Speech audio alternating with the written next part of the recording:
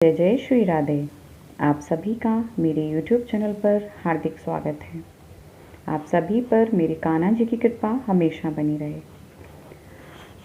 तो हमने अब तक भगवान विष्णु के दशा अवतारों में से 2 अवतार मत्स्य एवं कच्छप अवतार के बारे में जान लिया है। भगवान विष्णु के दशा अवतारों की कहानी की अगली कड़ी में आज हम भगवान विष्णु के तीसरे अवतार वराह अवतार की कथा के बारे में विस्तार से जानेंगे। वराह अवतार हिंदू धर्म ग्रंथों के अनुसार भगवान विष्णु के 10 अवतारों में से एक अवतार है, जो भाद्रपद में शुक्ल पक्ष की तृतीया को अवतरित हुए थे। तो आइए जानते हैं भगवान विष्णु के वराह अवतार की कथा के बारे में। एक बार की बात है कि जब भगवान विष्णु अपने वैकुंठ लोक में अपनी शैया पर विश्राम कर रहे थे, तो उनके अंगरक्षक जय और विजय उनके शयन कक्ष के दरवाजे पर पहरा दे रहे थे। तभी वहां पर ब्रह्मदेव के पुत्र भगवान विष्णु से मिलने के लिए आए।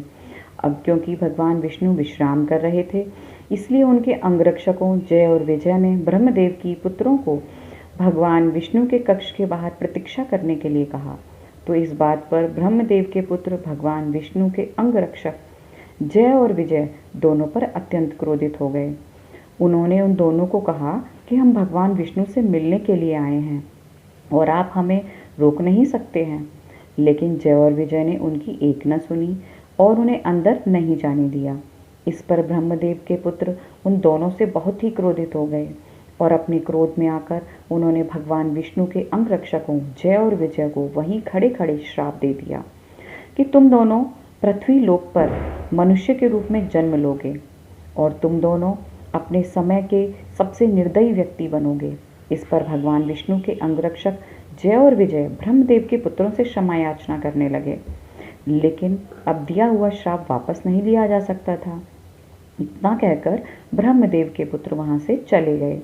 अपने कक्ष के बाहर शोर सुनकर भगवान विष्णु उठकर बाहर आए और उन्होंने देखा कि उनके दोनों आज्ञाकारी अंगरक्षक भगवान ब्रह्म के पुत्रों से क्षमा याचना कर रहे हैं। इस पर भगवान विष्णु ने पूछा कि क्या हुआ। तब ब्रह्मदेव के पुत्रों ने उन्हें पूरा वाक्य सुनाया। इस पर भगवान विष्णु ने ब्रह्मदेव के पुत्रों से कहा कि यह तो मेरे अंगरक्षक हैं, इन्होंने तो बस अपने कर्तव्यों का पालन किया है। अपने अंगरक्षकों की क्षमा याचना पर भगवान विष्णु ने उन दोनों को बताया कि तुम दोनों पृथ्वी लोक पर मनुष्य रूप में अवश्य जन्म लोगे, लेकिन अगर तुम दोनों की मृत्यु मेरे हाथ से हो तो तुम दोनों का यह श्राप मिटाया जा सकता है, और इस तरह अगर तुम दोनों की मृत्यु मेरे हाथों से हो तो तुम दोनों की इसी वजह से मुक्ति हो जाएगी। दिए गए श्राप के अनुसार जय और विजय ने पृथ्वी लोक पर मनुष्य रूप में एक ही घर में 2 भाइयों के रूप में जन्म लिया। एक का नाम रखा गया हिरण्याक्ष और दूसरे का नाम रखा गया था हिरण्यकश्यप। हिरण्याक्ष बड़ा होकर भगवान ब्रह्म का पूरी तरह से भक्त बन गया। उसने भगवान ब्रह्मा को प्रसन्न करने के लिए बहुत कठोर तपस्या की और उसकी तपस्या से प्रसन्न होकर भगवान ब्रह्मा उसके सामने प्रकट हो गए और हिरण्याक्ष से कहा कि वत्स वर मांगो, तुम्हें क्या मांगना है। इस पर हिरण्याक्ष ने भगवान ब्रह्मा से कहा कि आप मुझे अमर होने का ऐसा वरदान दीजिए जिससे मैं किसी भी अस्त्र या शस्त्र, देव या दानव, मनुष्य अथवा पशु अथवा पक्षी किसी के हाथ से भी ना मारा जाऊं। मुझे अमरता का वरदान दीजिए। भगवान ब्रह्मा ने हिरण्याक्ष को तथास्तु कहा और अंतर्ध्यान हो गए। इस प्रकार हिरण्याक्ष को भगवान ब्रह्मा से अमरता का वरदान प्राप्त हो गया। ब्रह्मदेव से वरदान मिलने के बाद दोनों राक्षसों को लगा कि अब तो वो अमर हो गए हैं, उन दोनों को अब कोई नहीं मार सकता है, और अपने इसी अहंकार की वजह से वे दोनों भगवान विष्णु को भी तुच्छ मानने लगे।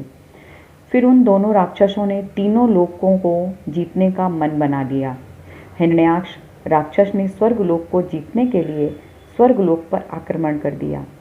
जब स्वर्गलोक के देवताओं को पता चला कि हिरण्याक्ष ने स्वर्गलोक पर आक्रमण कर दिया, उसका आक्रमण इतना भीषण था कि स्वर्गलोक के सारे देवता स्वर्गलोक छोड़कर भाग गए। कोई भी देवता हिरण्याक्ष का सामना करने में सक्षम नहीं था। जब हिरण्याक्ष ने बिना किसी युद्ध के इंद्रलोक पर कब्जा कर लिया तो उससे रहा नहीं गया, क्योंकि वो किसी से युद्ध करना चाहता था।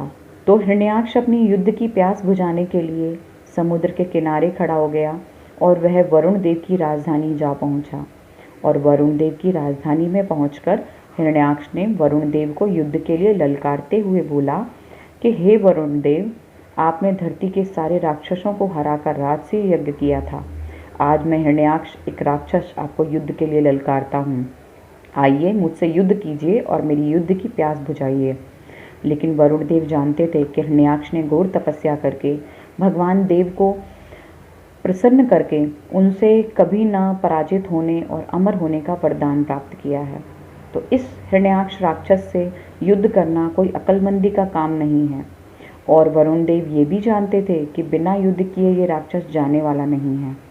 तो वरुण देव ने समझदारी से काम लेते हुए हिरण्याक्ष से कहा कि मैं तो एक साधारण सा छोटा मोटा देव हूँ और आप एक महाबली हैं। मुझ में आपका सामना करने की शक्ति नहीं है। आपसे युद्ध करने के काबिल तो सिर्फ विष्णु देव हैं। मुझे हराकर आप अपनी शक्ति और अपना बल यहाँ साबित नहीं कर पाएंगे। अगर आपको युद्ध ही करना है तो आप विष्णु देव से युद्ध कीजिए। हिरण्याक्ष राक्षस को लगा कि वरुण देव ठीक ही कह रहे हैं, मुझे विष्णु देव से ही युद्ध करके उनको हरा देना चाहिए। तो हिरण्याक्ष राक्षस ने वरुण देव से विष्णु भगवान का पता बताने को कहा। और जब वरुण देव ने हिरण्याक्ष राक्षस को विष्णु देव का पता बता दिया तो वो भगवान विष्णु देव से युद्ध करने निकल पड़ा। लेकिन हिरण्याक्ष राक्षस को विष्णु देव नहीं मिले। तो उसने अपने गुस्से से और अपनी ताकत के जोश में अंधे हो चुके हिरण्याक्ष ने पृथ्वी को समुद्र की गहराइयों में धकेल दिया। और इस तरह पूरी पृथ्वी पर हाहाकार मच गया। सारी पृथ्वी को समुद्र की गहराइयों में डूबा देने से पृथ्वी पर हो सारे हवन, पूजा, प्रार्थना कार्य रुक गए। इससे देवताओं की ताकत कम होने लगी।